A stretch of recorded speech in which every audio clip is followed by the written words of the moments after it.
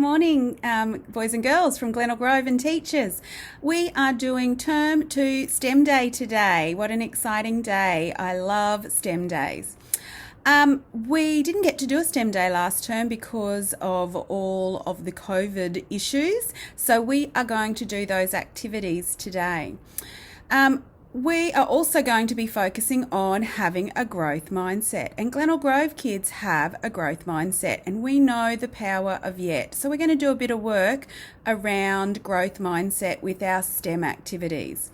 And I don't know if you guessed what theme it is for our STEM day this term from my introduction, but it's the fairy tales. So boys and girls, these will be activities you haven't had a chance to do because we did some of them last year, but these are new activities to you, and your teachers will be experts at them because they probably did this activity last year too. So you've got lots of resources to look at and to work on today. But before we go too much further talking about STEM, I want to show you a clip about what it means to have a growth mindset. So watch this clip and I'll be back in a minute to chat some more. If you operate in the world of sports or education, you've most likely heard of the term growth mindset. It's a concept that's sweeping the world and changing and improving the way that people learn. This powerful idea has been pushed forward by Stanford professor and best-selling author Carol Dweck. For decades, I've been studying why some people succeed while people who are equally talented do not. And over the years, I've discovered that people's mindsets play a crucial role in this process. These mindsets are really important when it comes to learning. Her work has uncovered two ways of thinking about skill and development. Some people have what's called a fixed mindset. They believe that skills and intelligence are set and you either have them or you don't. That some people are just naturally good at things while others are not. In short, they believe that you are not in control of your abilities. Other people have what's called a growth mindset, and they believe that skills and intelligence are grown and developed. So people who are good at something are good because they built that ability, and people who aren't are not good because they haven't done the work. In short, they believe that you are in control of your abilities. Really, the core idea here is people with a fixed mindset believe that skills are born. People with a growth mindset believe that skills are built. People with a fixed mindset believe that you can't or don't have to learn and grow. And people with a growth mindset do believe in their capacity to learn and grow. Dweck's work shows that mindsets have a major influence on people's ability to learn, and that people who utilize this growth mindset tend to learn, grow, and achieve more over time than people with a fixed.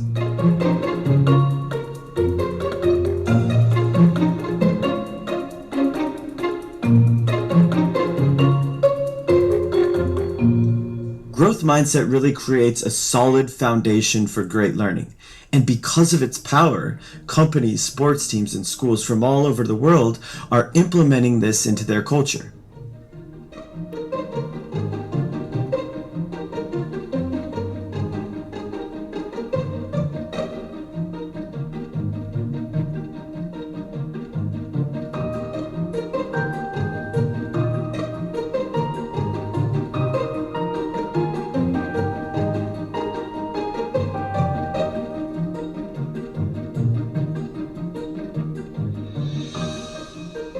Over the years, we've worked with a ton of amazing groups to help instill this within their culture. We're talking Fortune 500 companies, lots of colleges, lots of high schools, and even a few prisons who are working to build growth mindset into their reentry program. What I'm trying to say is this is bigger than one study or one TED Talk. This is a powerful concept that's helping lots of different people in lots of different places.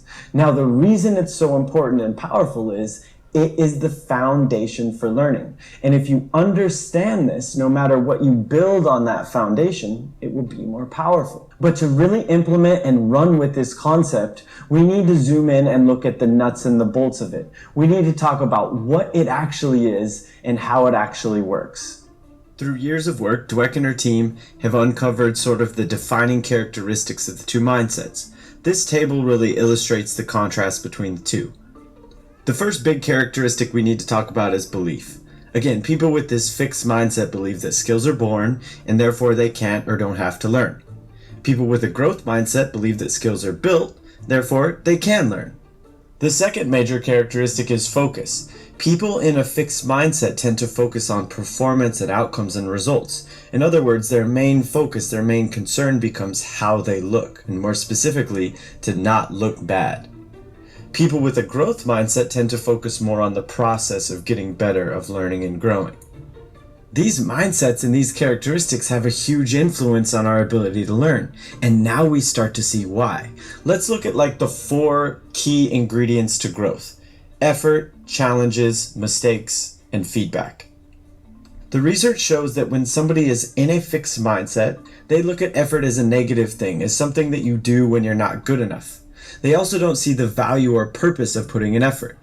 They've been shown to back down and avoid challenging situations. They get really discouraged and worked up when they make mistakes. And when somebody with a fixed mindset receives feedback from a parent, a teacher, a coach, or a friend, they get defensive, they take it personally, and they don't see the value or purpose of the feedback. So in other words, people with this fixed mindset actually avoid and shy away from these 4 key ingredients to growth.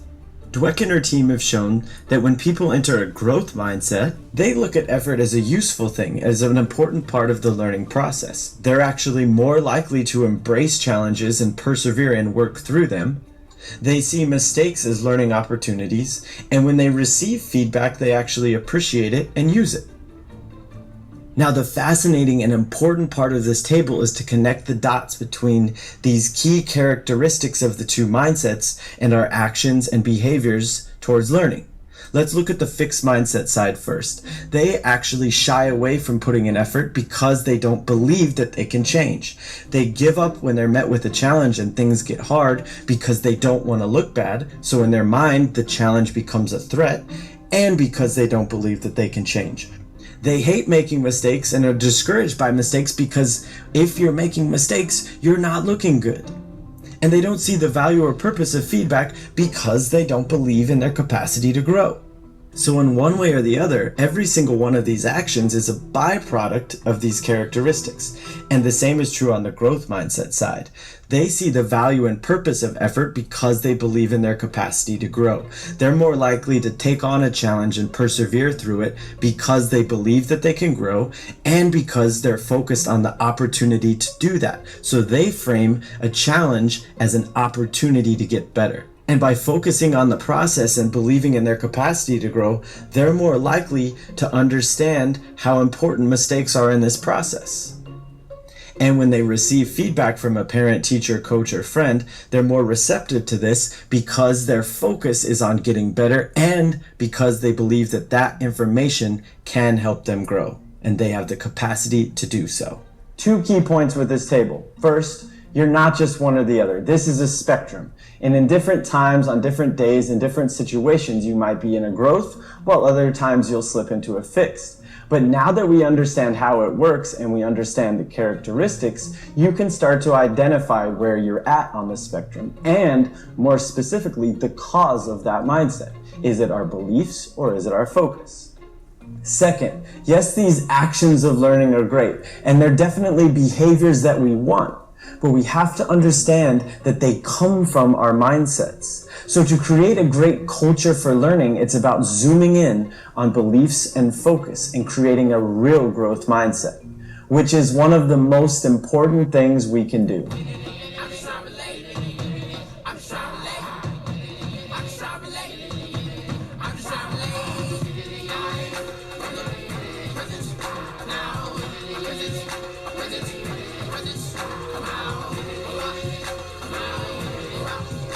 Okay, so now you know a little bit more about what a growth mindset is, and you should know the difference between a growth mindset and a fixed mindset. Now, sometimes when we're trying new things or learning new things or having a go at stuff, learning to ride a bike, all those sorts of things, we talk to ourselves and we tell ourselves things that we make sure we believe. So sometimes you might say things or hear people say things to you that could be a growth mindset or a fixed mindset. And it's important to be able to recognize the difference as to whether you're going to believe that or not when you say it to yourself or someone else says it to you. So I've got a couple of clips from movies or cartoons that you might know, and I want you to have a look at them, and I want you to decide if it's a growth mindset or a fixed mindset that you can hear these characters talking about in the films. And at the end, I'll tell you the answers so you can check to see if you were right. So all you need to do is watch the clips with your teachers now, and if you think it's a growth mindset, I want you to give it a double thumbs up. If you think it is a fixed mindset, I want you to give it a thumbs down.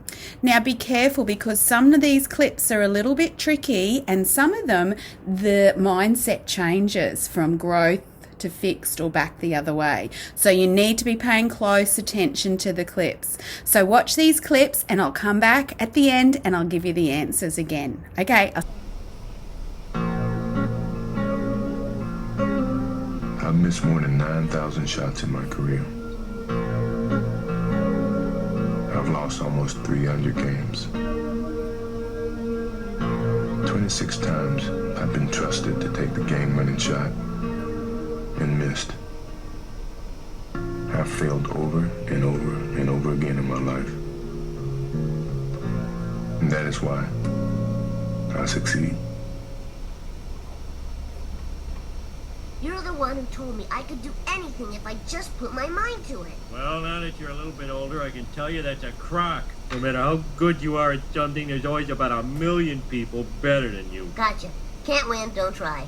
If something's hard to do, then it's not worth doing. Trying is the first step towards failure. Kids, you tried your best, and you failed miserably. The lesson is, never try. I wish they would come and visit and see the hardware that we're doing here. And I think that would change their mind. They inspired you to do this, didn't they? Yes. And to see them casting stones in your direction. It's difficult. Did you expect them to cheer you on? So they're hoping they would. Did you think, I need to pack this in? Never. Why not? I don't ever give up. I mean, I'd have to be dead or completely incapacitated. Normal. So you say you've skipped every day when repeating the 9th grade? Oh yeah, I skip school all the time. School is irrelevant for me, besides, like, as soon as I get my GED, I can start my life because I'm already an adult. I've been an adult since I was little. I've had to do everything for myself. I haven't done anything for you at all? No, you don't do anything. What Nanny and Papa do stuff for me. They have bought me everything. You didn't even buy me a car. Okay. So, not your best practice. Can we agree on that? It seemed like you wanted to hang out with your friends more than practice. And that's fine if that's what you want to do. You know, just tell me. Because you can do that anytime. Maybe we can skip your next game. Because choosing to waste your time, that's one thing. But wasting my time and your coach's time? That's selfish. You don't care about other people. You don't care about hard work. You don't care about teamwork. That's why you're always on the bench, every time it matters. I'm going well. Oh, okay. Yeah, I don't know, you'll probably be about as good as I was. That's kind of the way it works, and I was below average. So you'll probably ultimately rank somewhere around there, so really, you'll excel at a lot of things, just not this. I don't want you out here shooting this ball around all day and night, all right? All right. Okay? All right, go ahead.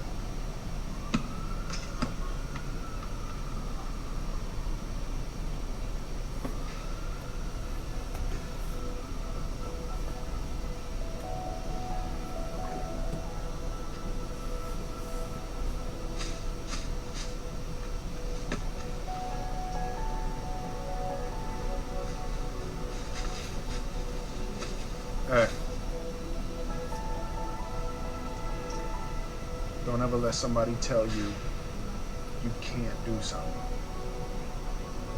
Not even me. Alright? Alright.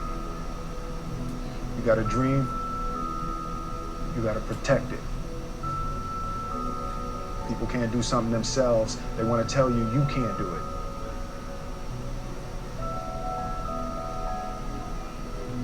You want something, go get it. Period.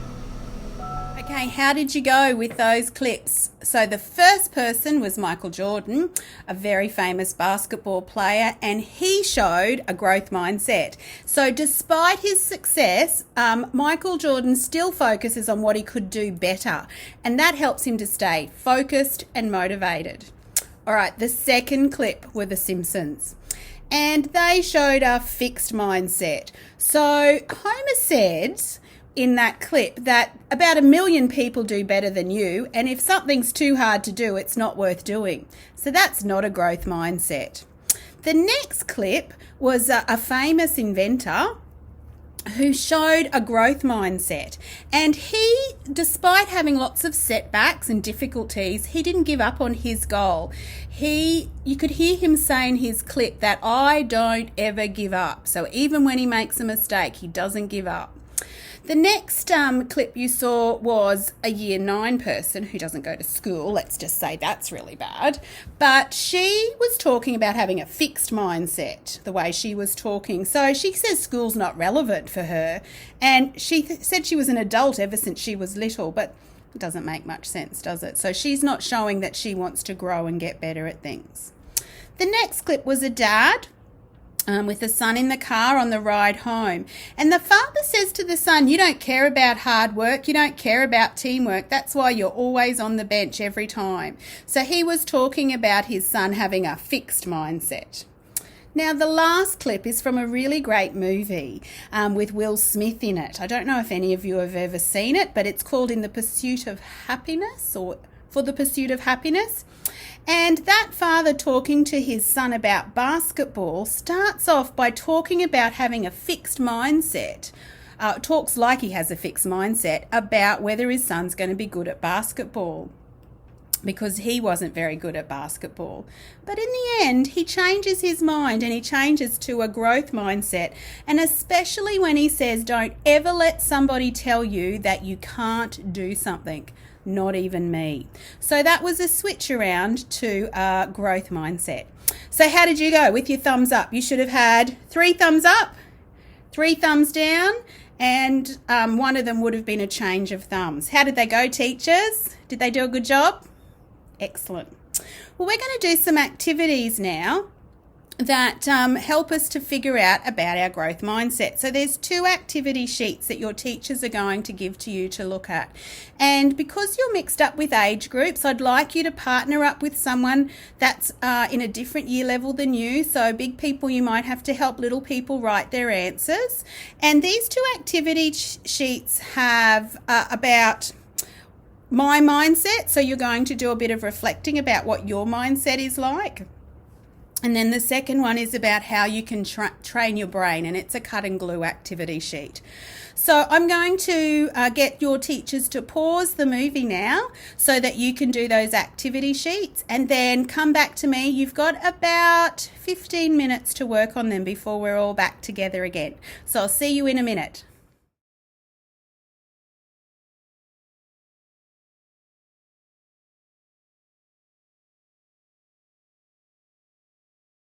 Okay, how did you go with your activity sheets? Make sure you've got your name on them and you keep them somewhere safe so we can reflect on them again later today after we've done our 2 activities. All right, let's have a talk about STEM and growth mindset. STEM stands for science, technology, engineering and mathematics, and it fits so well with having a growth mindset. People that do those sorts of jobs have to be able to make mistakes and learn from them to get better. Any good scientist will tell you that they didn't have any success without any mistakes first. Sometimes we see students that aren't comfortable taking these risks to make mistakes. Some students aren't emotionally ready for dealing with disappointment that arises when their great idea doesn't work out quite the way they wanted it to. Other students sometimes feel threatened when they see other students come up with better ideas. Instead of feeling inspired by them, they feel defeated. That's not a growth mindset. So we need to be able to practice making mistakes and learning that we can get better after we make them, which sometimes is very emotional for boys and girls. So I want you to realise that your first idea never has to be perfect, but I don't want you to give up, and I don't want you to act out negatively when it isn't perfect. So STEM is the perfect learning opportunity for you to do this. So there's some tools and some challenges that you're going to take to help teach you some coping tools for having a growth mindset. So why do you think it's important to have a growth mindset, particularly when we're doing STEM challenges? Here's some things that you can think about. Mistakes can help you learn. When you persevere or keep going, when things are problems, when unexpected problems come up, or when you have disappointment, it helps to have a growth mindset. And STEM activities are perfect for that. Sometimes it's going to take you several tries to solve a problem. So here's some growth mindset ideas I want you to start to foster and to put into your brain as you're doing some STEM activities today. I want you to think that you can always improve. So even if something works and is pretty good, think about how you could make it better. I want you to remind yourself that you're on the right track even if you do make mistakes. I want you to keep trying in your teams even when it's hard, and I want you to encourage other people to do that too. Sometimes these challenges take some time and effort. Sometimes what didn't work the first time is a good foundation idea that you can build on. But I also, most importantly, want you to use the power of yet. So I haven't solved the problem yet, but I'm going to keep trying.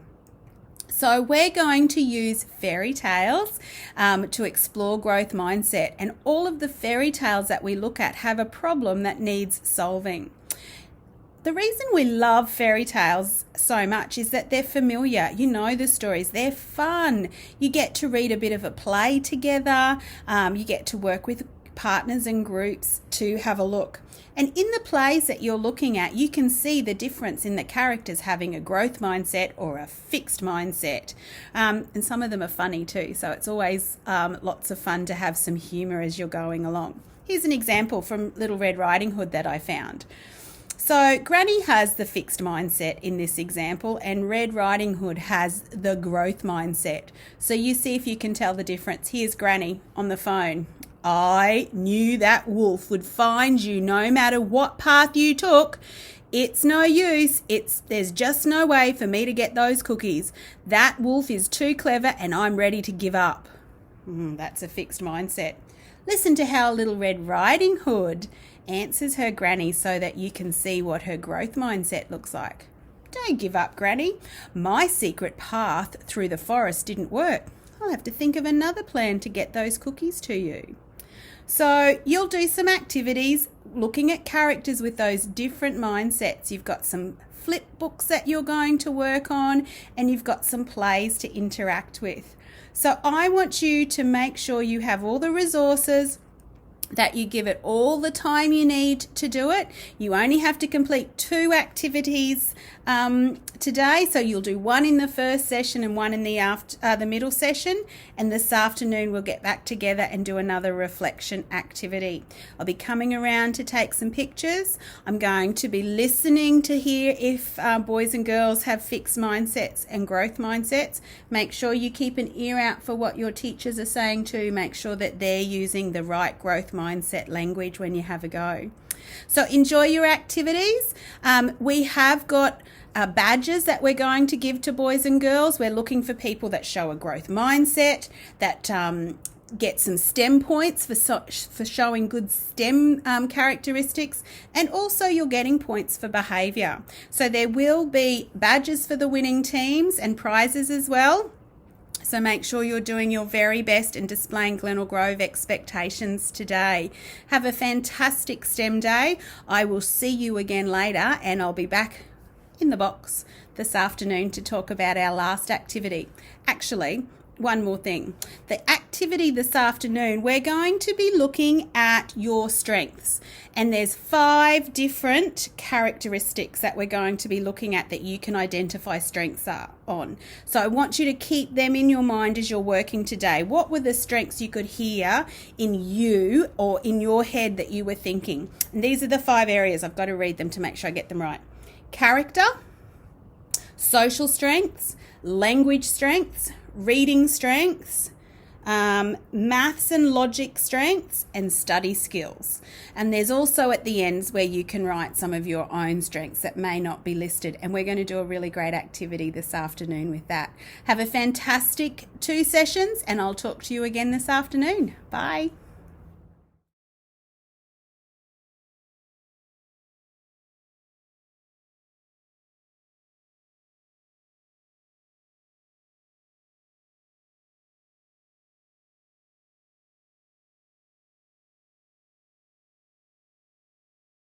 Hey, good afternoon. I'm hoping you had a wonderful day doing your activities and learnt lots of things and practiced that growth mindset.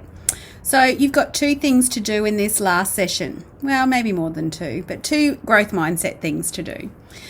So the first thing I want you to do is have a chat. So both your groups will be together now, and you will have done the same 2 activities. I want you to have a chat and do some comparing. So teachers, if you can lead that conversation around comparing what worked for them, what didn't work for them, and what they had to practice.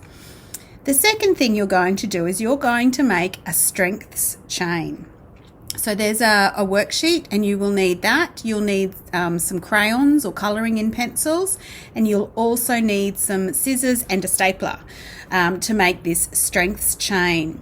The teachers have got it there for you with the instructions, and they will help to guide you through it.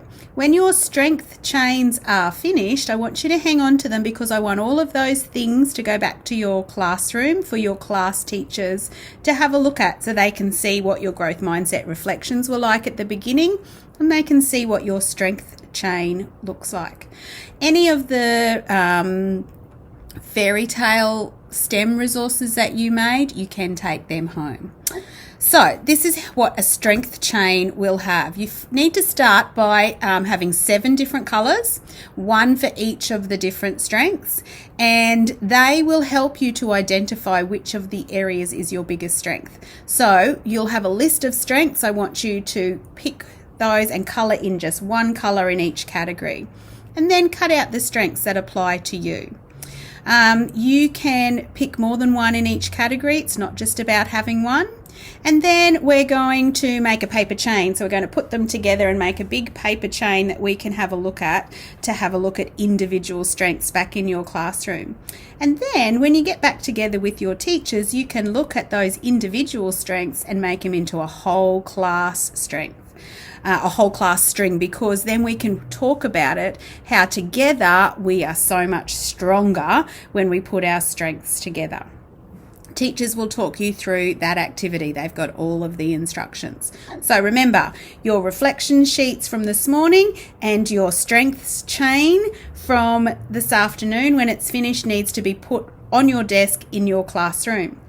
Any of those other fairy tale resources that you made, if your teachers have said you can take them home, you can take them home to share them with your families. Please make sure you tidy up the classrooms, so don't leave any rubbish on the floor.